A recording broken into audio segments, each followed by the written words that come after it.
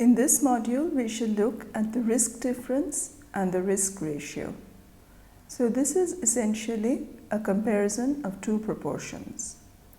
You have seen how it is possible to compare two proportions using either a normality test based on asymptotic theory or an exact test such as Fisher's exact test. You have seen this in your undergraduate classes in statistics as well as in the papers on inference in the postgraduate classes. Here we shall look at the same thing but from a slightly different perspective. Now, many of these tests have developed independently in the context of epidemiology. So our position in this module is that we have a 2x2 table. A 2x2 table is one of the basic units of measurement in epidemiology. It arises when we are considering the effect of an exposure on a disease, and here we assume that we have a binary exposure, that is, an exposure which can be classified as yes or no, and also a binary disease, that is, we have classified individuals based on whether or not they have the disease, yes or no. So, for example, we can look at smoking and lung cancer. In this case, we observe for each individual whether or not they smoke and whether or not they have lung cancer. So, being given this 2x2 table, we wish to make a statement about the association between exposure and disease. There are various ways of doing this, and in this module, the two concepts which we shall explore in more detail are the risk difference and the risk ratio. For the sake of comparison, we shall also look at another very popular measure of association called the odds ratio, and finally we shall also look at a measure called the number needed to treat, which is commonly derived from the risk difference and risk ratio and is of value to epidemiologists. Learning objectives for this module. We shall first look at absolute versus relative measures of association. We shall next define the risk ratio and the risk difference and see that while one measures absolute association, the other looks at relative differences. For the sake of comparison, we shall define the odds ratio, and finally we shall look at two related epidemiological concepts, which are the number needed to treat and the attributable proportion. The risk ratio, or RR, and the risk difference, RD. Let us first look at the concept of ratio versus difference, assuming that we have data from a cohort study. When I say cohort study, I mean the most common and recommended study design in epidemiology, which is that we start with two cohorts, one of which is exposed to a particular exposure of interest, so say this cohort smokes, and the other does not smoke. So the idea is that we have a binary exposure. We have individuals who are all disease-free at the onset of the study, and we're going to follow them up over time to see how many of them develop the disease of interest. So from the perspective of a statistician, we have an exposure which is binary, that is, can be classified as yes or no, and we have an outcome which is also binary, that is, we can classify individuals as whether or not they develop the disease of interest or not. So this is the simplest starting point in epidemiology. Being given this disease, there are two ways to compare the measures of association. So the first would be to form a ratio. That is, we look at the percentage of people or the proportion of people who develop the disease in either of the groups, and we form the ratio of this to compare the relative disease occurrence in the two groups. Alternatively, we could look at the difference. That is, we find the proportions which develop the disease in the two groups, and instead of dividing the proportions one by the other, we look at the difference of the two proportions. Now, the two measures will convey different information and are used for different purposes, as we shall see in the following slides. In epidemiology, we can take the difference in the case when the proportion represents either an incidence, which is the occurrence of a new disease, or a prevalence, which is the number of the proportion of existing cases. However, it is relatively uncommon to use ratios or differences based on prevalence and more common to consider the incidence. The ratio is a relative measure. That is, the ratio tells us how large the incidence is in one group relative to the other. What it does not tell us is that it tells us nothing about the absolute difference between the two incidences. So, for example, suppose we have conducted the previous study related to smoking and lung cancer, and we calculate that the risk ratio is equal to 2.0. Now, a risk ratio of 2.0 could be obtained by a cumulative incidence of 4% versus 2%, or it could be 20% versus 10%, or 80% versus 40%.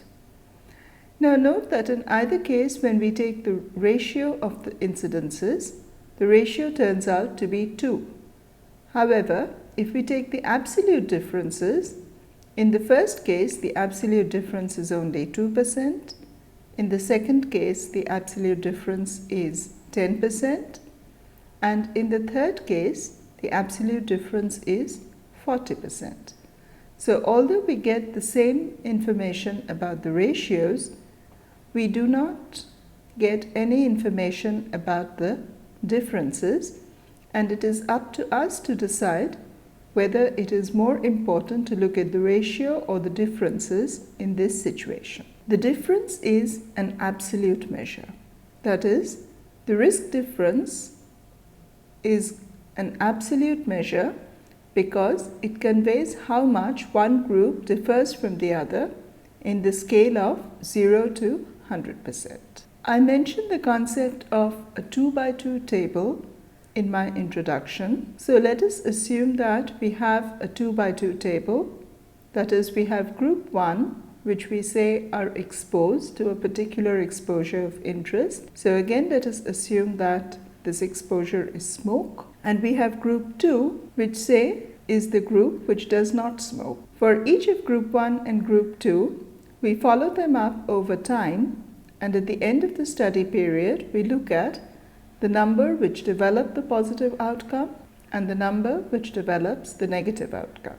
We can summarize the total information in this 2x2 table, which is a basic unit of epidemiology. So A, for example, is the number in group 1 who develop the positive outcome. So in this case, in our example of smoking and cancer, it is the number of smokers who develop lung cancer. D is the number of non-smokers who do not develop lung cancer. And similarly, we can interpret C and B. So here we have a 2x2 table, and we can also see the marginal frequencies A plus C, B plus D, A plus B, C plus D, and so on. The total sample size is A plus B plus C plus D individuals who have been followed over time. Having been given this table, we wish to compare group 1 and group 2 in terms of the chance of developing the positive outcome. So again, if we go back to our example of smoking and lung cancer, we would want to see if the incidence of lung cancer is different for smokers and for non-smokers. The title of this slide is Relative Risk, Risk Difference, and Odds Ratio. And these are just 3 of the measures which we can do to find exactly this.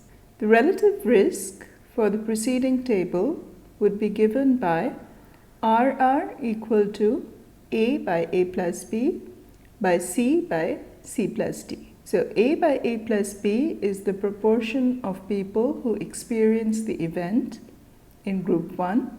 C by C plus D is the corresponding proportion in group 2, and A by A plus B divided by C plus D is the corresponding ratio which we call the risk ratio. Now when we compute such a quantity in statistics, we would always want to test for its significance, and for this purpose, we need to find the standard error. It turns out that instead of finding the standard error of the RR, it is easier to find the standard error of the log RR, and you can see from the definition of the RR, taking logs would reduce it to the sum and difference of 4 functions. So log of RR is log of A minus log of A plus B plus log of C minus log of C plus D. And we can use the delta method to find the standard error of log RR, which is given by square root over 1 over A plus 1 over C minus 1 over A plus B minus 1 over C plus D. Now note that because we have assumed that group 1 and group 2 are independent, the proportions A by A plus B and C by C plus D are also independent, and hence there is no covariance term. Thus, when we implement the delta method, we just need to implement the univariate and not the multivariate form of the delta method. We can use RR divided by the standard error of RR to test the hypothesis of whether or not RR is equal to 1.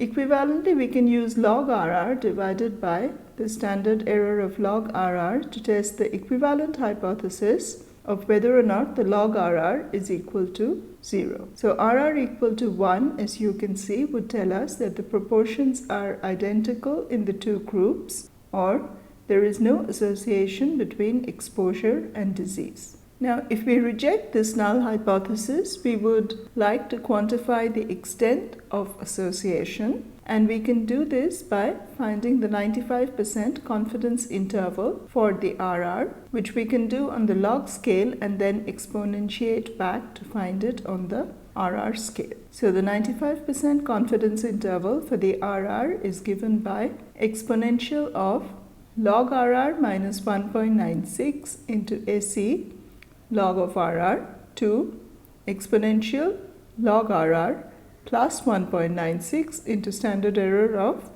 ln RR, where RR and the standard error of log RR are as given in the previous two lines. The risk difference in this case is given by RD equal to A by A plus B minus C by C plus D. That is, it is the difference of the incidences in the two groups. Using similar arguments as before and the delta method, it is possible to show that a 95% confidence interval for the risk difference is given by the risk difference minus square root over P1 minus L1 square plus V2 minus P2 square to RD plus square root over P2 minus L2 square plus U1 minus P1 square. So P1 and P2 are the two proportions here, and L1, L2 are the lower confidence intervals for each, and U1, U2 are the upper confidence intervals for each. Now you know that it is possible to derive L1, L2, U1, U2 based on the asymptotic difference of a proportion. So this confidence interval for the risk difference has been suggested by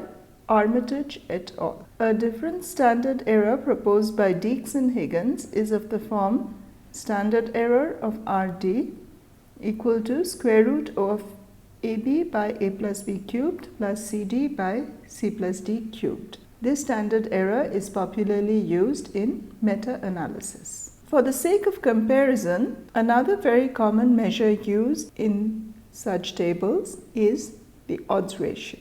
The odds ratio in this case is given by OR equal to A by B by C by D, which we know will simplify to OR equal to AD by BC. As before, we can take the log of the OR and see that log of OR is equal to log A plus log D minus log B by log C. Using the delta method, it is possible to show that the standard error of log OR is given by the symmetric form, which is square root over 1 over A plus 1 over B plus 1 over C plus 1 over D. As before, we can use the OR divided by the standard error of the OR to test the hypothesis H0 OR equal to 1, that is, there is no association between exposure and outcomes. Equivalently, we can use the log OR divided by the standard error of log OR to test the hypothesis of the log OR is equal to 0. If we reject the hypothesis, then we want to construct a confidence interval for the OR, and as before, the 95% confidence interval is given by exponential log OR minus 1.96 into standard error log OR to exponential log OR plus 1.96 standard error log OR, where the standard error of log OR is square root over 1 over A plus 1 over B plus 1 over C plus 1 over D as given in the previous line on the slide. A couple of notes. One, as you have seen in any exercise on the frequency chi-square, that there are problems to the standard asymptotic assumptions in cases when we have 0 or near 0 values in any of the cells. So in the case where we have 0 values or near 0 values, a common practice recommended by Deeks and Higgins is to add 0.5 to all the cells A, B, C and D. Such tables often arise in meta-analysis, that is, studies where we have a large number of studies of the same disease association and we wish to combine them to get one summary measure of association. In such studies, usually any study where A equal to C equal to 0 or B equal to D equal to 0, these are excluded from the meta-analysis. For more, you are reference to Higgins and Green. A number of references for further details on the use of the risk difference, risk ratio, meta-analysis and so on. The first is the book on practical statistics for medical research by Chapman and Hall by Altman. The second is to the very common book, very popular book by Armitage in 2002, Statistical Methods in Medical Research. The reference for Deeks and Higgins is to their JPT paper in 2010, Statistical Algorithms. You can also look at the book on proportions and their differences by Newcomb et al. And finally, for a good review of the use of these in biostatistics and epidemiology, you can refer to the textbook by Pagano and Gavro. Let us next move on to an illustration of the uses of relative risks, odds ratio, risk difference, and the number needed to treat, which is a related epidemiologic concept, using a review paper by Tripepi et al., which appeared in Kidney International in 2007. So one of the motivating examples which has been presented in this paper is the 2x2 table, which looks at two groups. One group which was randomly allocated to a drug called Rampiril and is given in the first row of the table, and the second is a comparison group which is randomly allocated to placebo. Both groups were followed over time, and in the first group there were 4,645 subjects, in the second there were 4,652. They were followed over time, and it was found that in the first group 651 developed cardiovascular events, while the remaining 3,994 did not develop any cardiovascular events at the conclusion of the study. In the second group, 826 developed cardiovascular events and 3,826 did not develop any such events. If we calculate the corresponding proportions, we can see that the proportion of patients with CV events in the Rampiril group turns out to be 0.14 or 14%, and the proportion of patients with CV events in the placebo group is 0.18. The risk ratio is thus 0.14 by 0.18 equal to 0.78, suggesting that Rampiril is protective against cardiovascular events. To see if this difference is statistically significant, we can find the standard error and conduct the tests of hypothesis indicated in the previous slide. Now note that this table arose from a cohort study. So once more, interpretation of the risk ratio. Firstly, it suggests that patients treated with Ramperil had a lower risk than untreated patients, as the risk ratio is less than 1. The drug induced a 22% decrease in the risk of CV events. So risk ratio of 0.78 implies a decrease of 1 minus 0.78, which is 0.22 or 22%. If we calculate the 95% confidence interval, it is possible to show that this is given by 0.7 to 0.86. Another common class of studies which is somewhat logistically simpler than a cohort study is the case control study. So here we are looking at cases which are people who have AV fistula thrombosis, and controls, which is people who do not have AV fistula thrombosis. That is, we have selected a group who are diseased and a group who are non-diseased, and we are looking back in time to see how many of the diseased group had the exposure, which in this case is thrombophilia, and how many did not. Now, if you look at the panel on the left of this slide, we see that the odds ratio is given by AD by BC, which is 59 by 48 by 122 by 190, which turns out to be 1.91. The risk ratio correspondingly is given by 59 by 181 divided by 48 by 238, which turns out to be 1.65. Now let us suppose that we conducted the same study except that we increase the number of controls. So instead of 122 and 190 controls in the two exposure groups, we instead had double the number, which is 244 and 380. So in this case, the odds ratio is now 59 by 48 by 244 by 380, and it turns out that the odds ratio is unaffected by this multiplication and remains at 1.91. The risk ratio, however, is now 59 by 303 by 48 by 428, which is equal to 1.77. So this means that the risk ratio is not an acceptable measure to use in case control studies, and the reason is that we do not know the denominator of the risk ratio. That is, we do not know the size of the target group from which these cases and controls were derived. In the absence of this additional information, we cannot calculate the risk ratio, and thus, whenever we have a case control study, it is necessary to use the odds ratio. The risk ratio and the risk difference cannot be obtained and hence cannot be used. Absolute differences. Absolute differences, the risk ratio we have seen before is considered an absolute difference.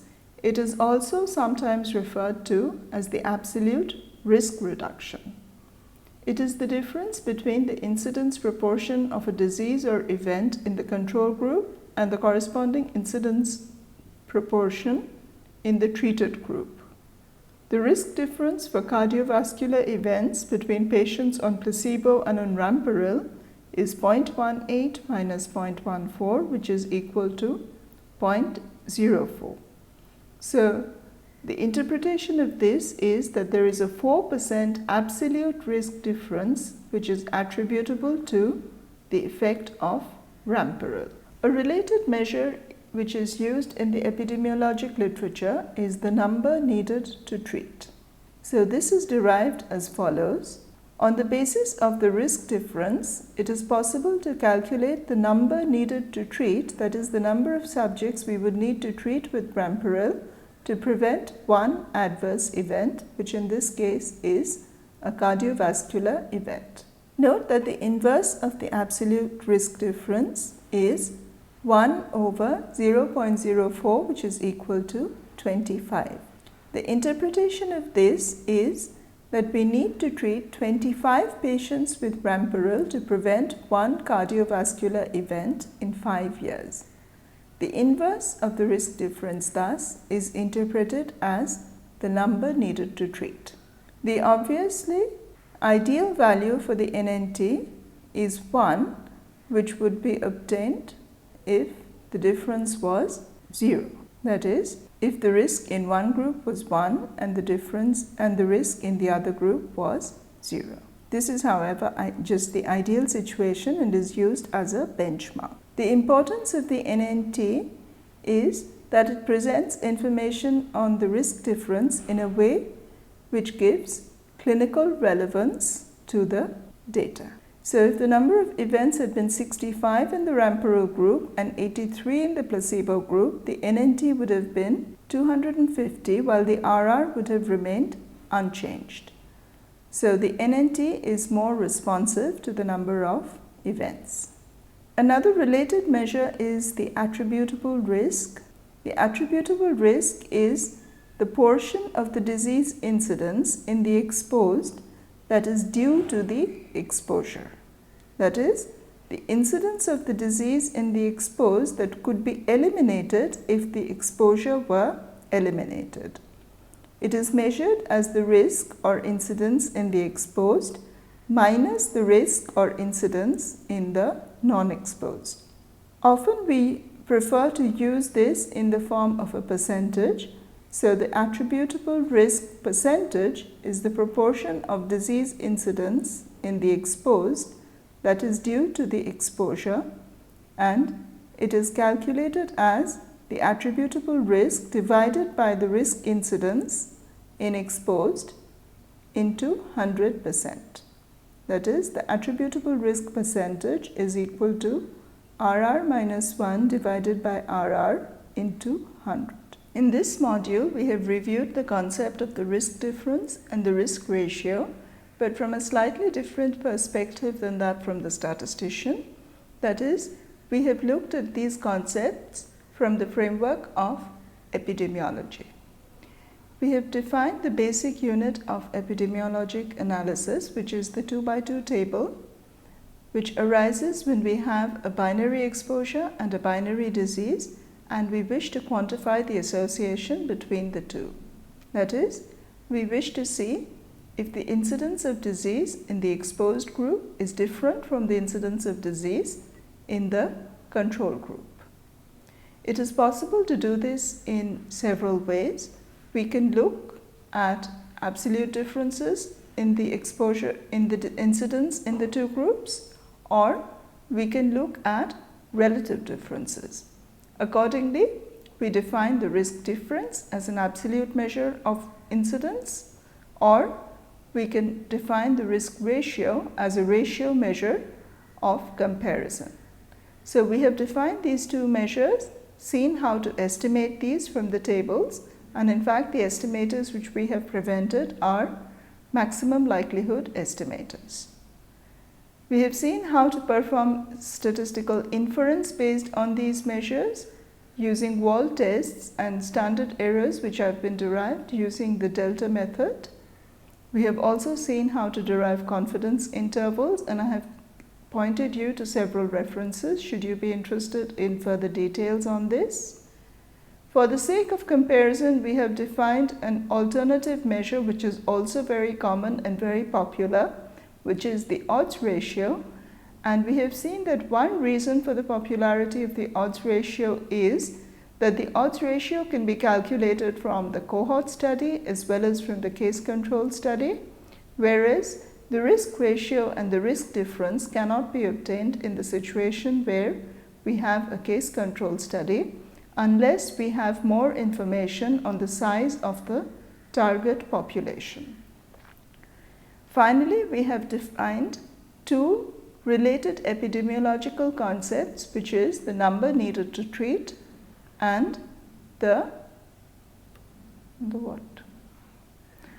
attributable risk, which are based on the risk difference and the risk ratio, but they present two ways of presenting the information to an epidemiologist, which makes it easier for them to interpret the data from a clinical perspective.